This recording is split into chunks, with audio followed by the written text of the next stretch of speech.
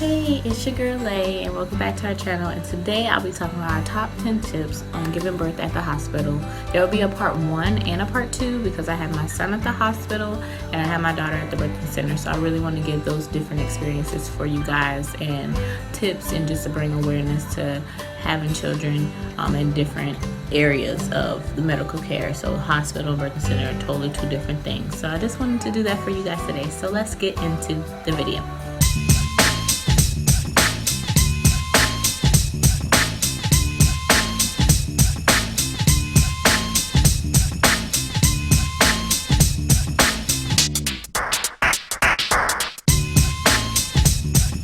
So the first tip that I wanted to give is to find a good OB, a OBGYN that has great reviews. I had a great doctor. His name was Dr. Tucker. He was very thorough. Definitely helped me through the whole process, what it was going to be like. Pretty standard, I'll have your ultrasounds for like the first one to see, check the heartbeat. The second one would be the gender, making sure everything is good. What else did I have to do? I would say, as far as like the testing, like to make sure there's no conditions, no diseases. They did that. They were very thorough with that as well. Also, I would say that make sure the staff is up to par, as well as the doctor as well, and they were both that way. So I would say my experience with that was great. My second tip would be a great support system. I had my mom, I had my husband, my friends that already had children, so that was very great, especially getting to the hospital. Now, as far as my experience, my son was born on the snow day, January 3rd, 2018. So we didn't have a lot of people that was able to come to the hospital to see him. But as far as who I had there was my mom, my husband, my grandmother, and my brother. And they were there to help me from when I started labor all the way up to the hospital, past to having him. So that was really, really great. Especially having somebody to speak up for you when things are, might seem a little off. I was pretty, a regular, I guess what you would say, a regular pregnancy and a regular labor, having the contractions, getting there, whatever the case may be. The only thing is that I wasn't able to move around the way I wanted to. So that probably was one thing I would have spoke up about. Also, prepare yourself mentally and realistically. So you can have a plan, but sometimes that plan can change because babies do what they want to do when it's time for them to come. So my son, he was head down, no problems with that. He never was turned around, breech or whatever, but he was facing my spine and they want him to face the opposite way. So I was in all these contraptions and face down, but up, all kinds of stuff. Y'all, it was crazy. And also, I wanted to labor at home. That would be another tip that I have. But I labored at home, but I had to go to the hospital. So that was kind of unexpected as well. And the process for that didn't help because I was laying down again. So that made it where I didn't progress as far as dilation goes. But remember, dilation does not mean a baby's going to come quickly. So just because you might be 5 centimeters, don't mean the baby's going to come anytime soon. So, tip 4 would be read up and research about a natural birth, because I wanted to have a natural birth, but I ended up getting that epidural. When you get there, they're going to be like, sign this paper just in case. So they plant that little seed of doubt, like, oh, well, maybe I'm gonna need it. So that happened. And I got all the way to 7 centimeters and gave up because I was tired from having that labor. And this is my first child, so I didn't know what it was gonna expect to be. It was crazy and it was painful. So, and it's your body working. So, and at the time I wasn't putting in my head like, okay, this is what your body's supposed to do. I tried to tell my mind that, but it's just like, okay, this is crazy, get this baby out of me. So eventually I had to get the epidural, which I regret getting because it didn't take no time for me to push later after I got it, and it really didn't help as much. Definitely couldn't feel my legs, and after the after effect of epidural, I had to, I was itchy, and also had a lot of back pain, and then I had the shakes as well, so that was crazy. So I was holding my child, and I felt like I was gonna drop him the whole time, but that was something serious. Number 5 would be bring snacks and your favorite blanket, because it's cold in the hospital room, and sometimes they snacks is not all that great.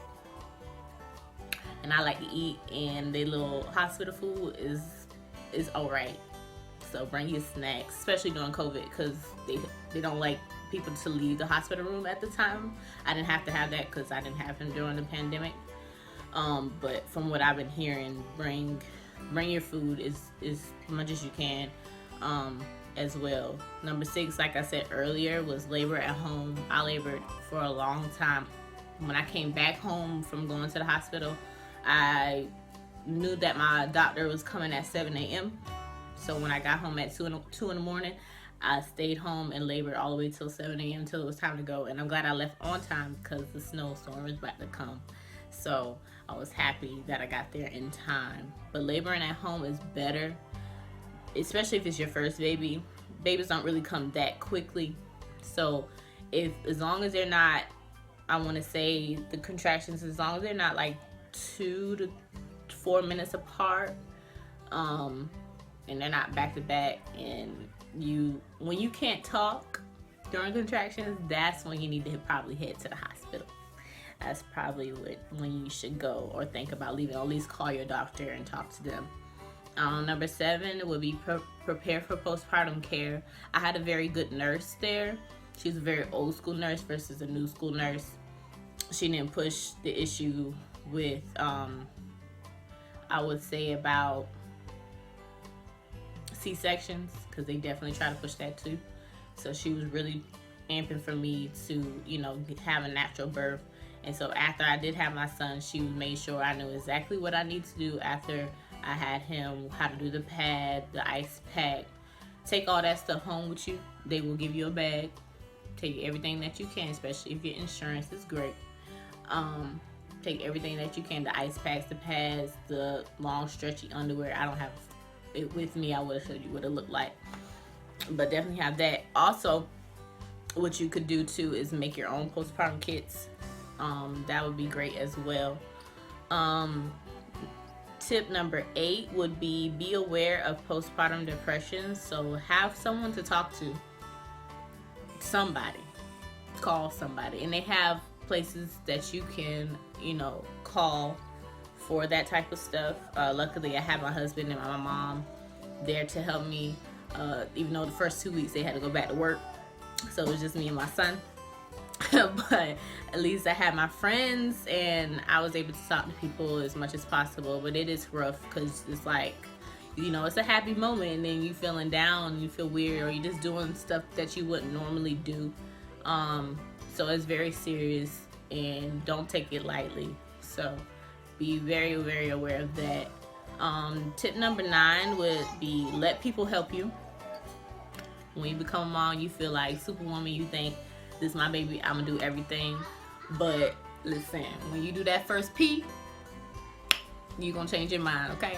You're gonna need somebody to help you as much as possible, because it hurts so bad. And then your uterus trying to go down, you're trying to breastfeed or whatever possibly you're trying to do. Even if you had a C-section, that uterus trying to contract down, it hurts. It's not that fun. It's bearable with your first kid, but it's still uncomfortable. It's like having your cycle on, and you like, okay, I done had contractions to get the baby out, now I'm still having contractions.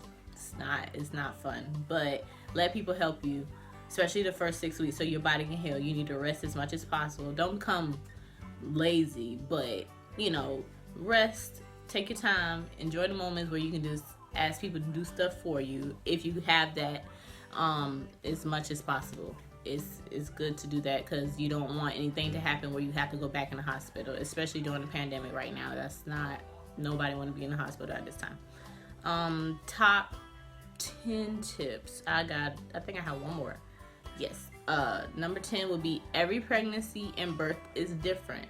So don't be hard on yourself and take your time and enjoy the moments with you and your baby. So especially if you're breastfeeding, like, bond with your baby. Take your time with it.